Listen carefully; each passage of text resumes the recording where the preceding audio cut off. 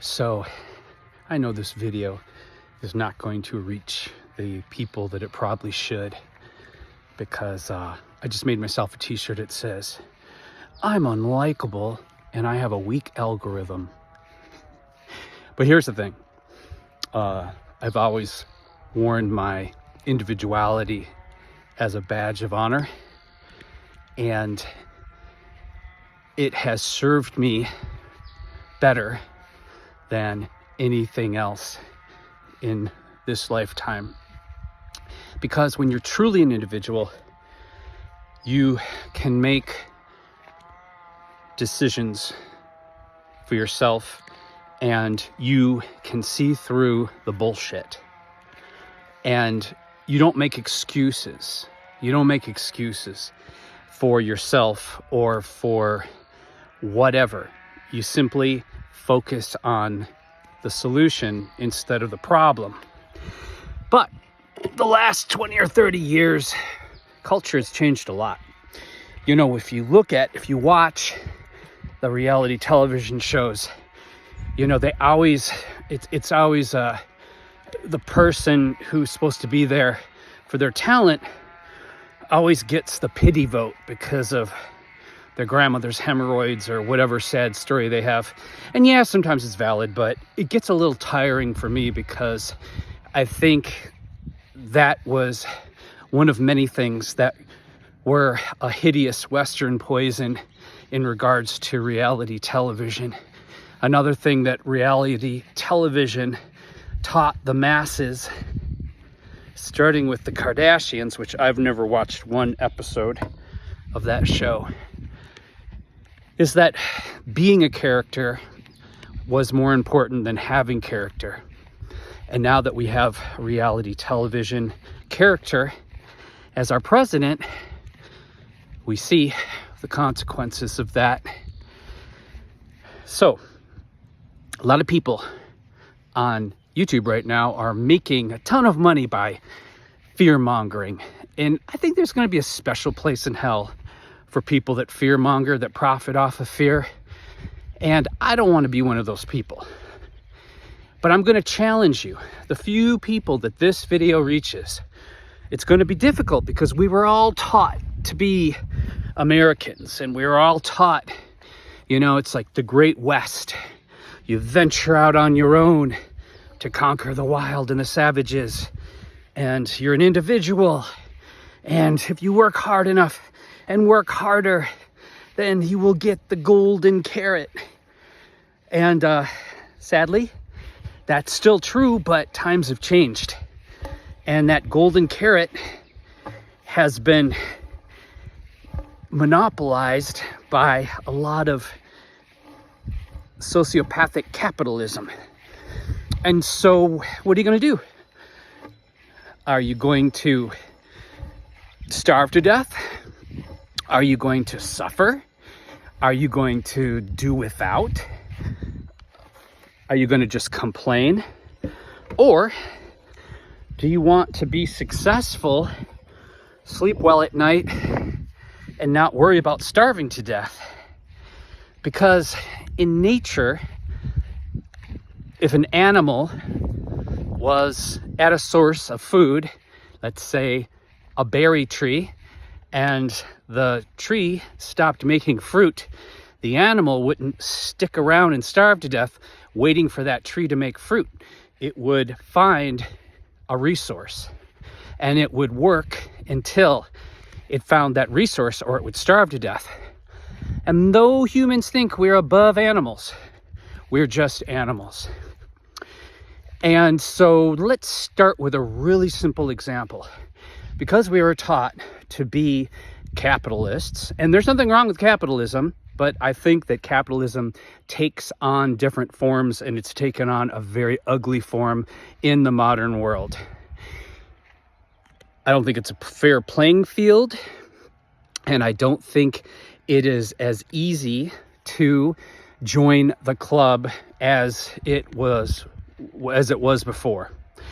But suddenly, price of eggs, depending where you live, are anywhere from $8 to $10 for a dozen eggs.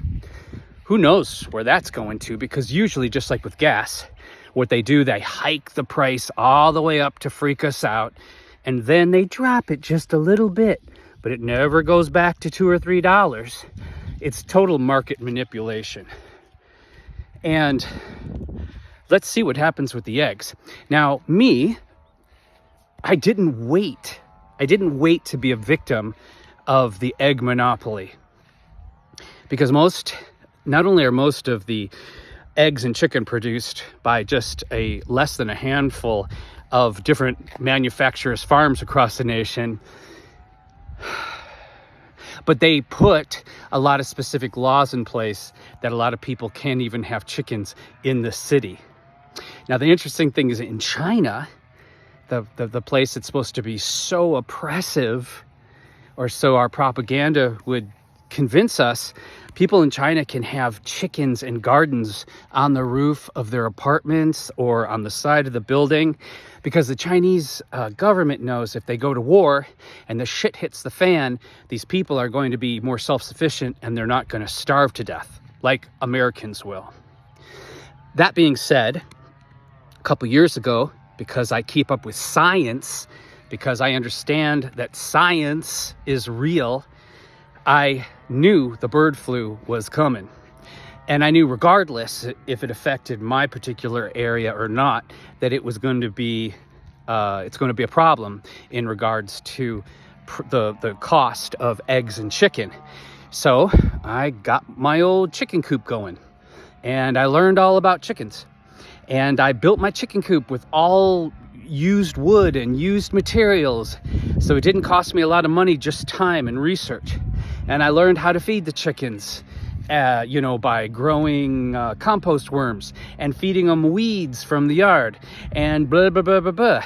And then last year, I incubated my own eggs. So now I got I own this chicken thing. And what do I do with all those extra eggs? I give them to the people who really need them. Senior citizens, the people who bring me my Amazon packages, the mailman, the people who are working their asses off and barely getting by are the people I give free eggs to. Now, how does this come back to you taking control of your life? And this is just one example. Automatically, when we hear the word, like hippie or commune, people coming together in a peaceful way to share resources, most Americans are like, ew, it's a cult. Okay, well, see, because there's a reason we've been taught that. When they destroyed the idea and the social security of the tribe, when they took all the Native Americans and shoved them in the shittiest parts, most uninhabitable places around the country and destroyed their culture, well, they knew what they were doing. Because when you have a community, a true community or a tribe, everyone gives, everyone thinks of each other, and everyone has a purpose. And you can count on that. We don't have that anymore. We have the individual. We have the individual, singular. You either ride or die. And now that times are getting so tough that the price to rent even a one-bedroom apartment or buy basic groceries are so outrageous, people are ready to give up. But you don't have to give up. You need to form a tribe. Those dependable people, those giving people, those smart people, those kind people, people who can grow plants, people who have time, people you can count on. And it doesn't have to be a big tribe. You can start out really simple with just, 3 to 5 people. Start with that. And set your goal. So what is it? Do you want to grow enough food that you can save yourself $10,000, $12,000 in food for the next year? It's doable. Somebody has to have the space.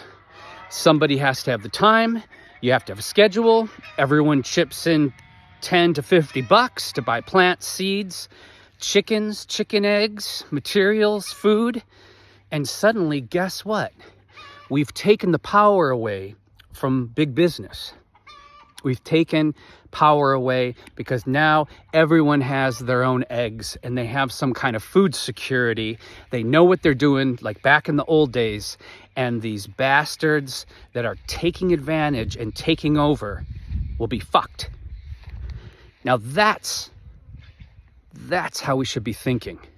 We have to break this idea of singularity and individuality. And this is another reason why, if we go to war with China, that China is going to kick our ass. We may have a stronger military, but the thing about communism is, and I'm not a communist, those people are taught to come together as a hive when they need to. It's not about the individual. And they're also used to suffering and doing without. And we're not here in America. We haven't seen that since the Great Depression. So I'm going to leave you with that idea to stop.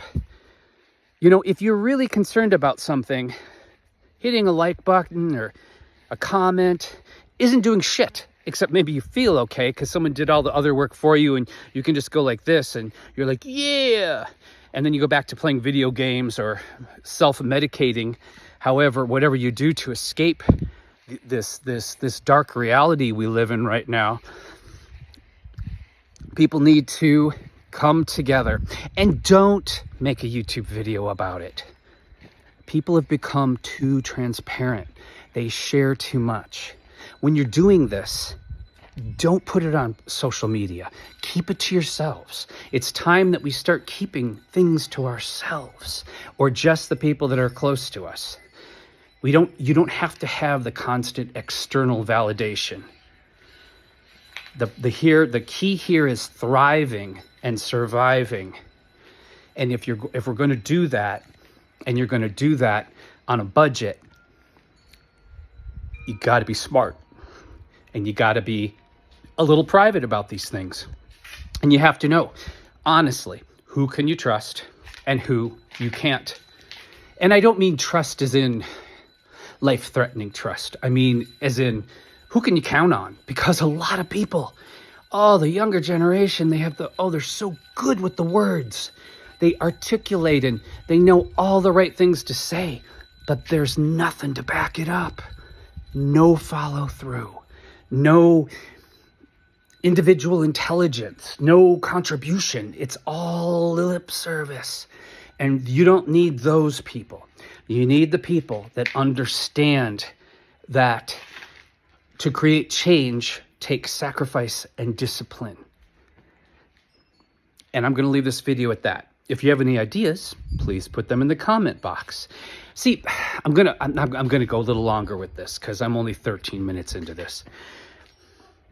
I grew up in a weird place. Working poor. Dad was a factory worker. Mom stayed at home but had mental health issues and other issues. So at a really young age, I realized if I was going to have anything that I was going to have to get it myself. And back then, that's what you did. You just like allowances, that my parents had kids, like the same reason that farmers had kids, to do chores and to do things for them. And so I didn't get an allowance, and basically I was earning my own room and board as soon as I could be, beaten into effective cleaner or whatever else had to be done in the house. And so at a really young age, I got my own job and I saved money to buy my own clothes, do my own things.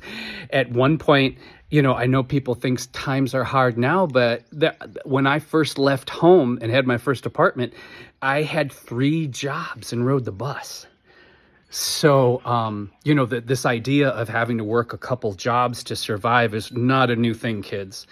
If you're born into poverty or born into a certain class of people, and when you're born into a certain class of people, you never know good times. It's like there's struggling times and there's bad times and then there's struggling times. So a lot of times when we go through these huge dips and huge these huge economic changes, the poor, they don't even notice because it's always been shit for them. And that's what taught me, like, okay, I might not be able to make the amount of money that a lawyer or a doctor makes, but I do have the intelligence to make art and sell it. And I do have the intelligence to grow my own garden. So at least I'm eating really well and having like the best nutrition ever. And I do have the intelligence to raise chickens. And I always just figured it out. I never felt poor because I always made my reality. And that served me really well, because eventually my dreams got bigger, my confidence got bigger, and I added some life skills and I added some economic skills to that. And it took me to some really amazing places. But right now, I'm very worried. I'm very worried about this country. I'm very worried about the people who are struggling and the people that watch YouTube videos and they keep telling you that you're going to suffer and you're going to starve and you have to hoard all this food and you have to, well, the trick isn't to fall into that desperate prepper mindset.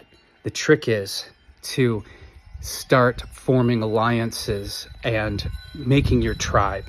There's no better social security than family and a tribe.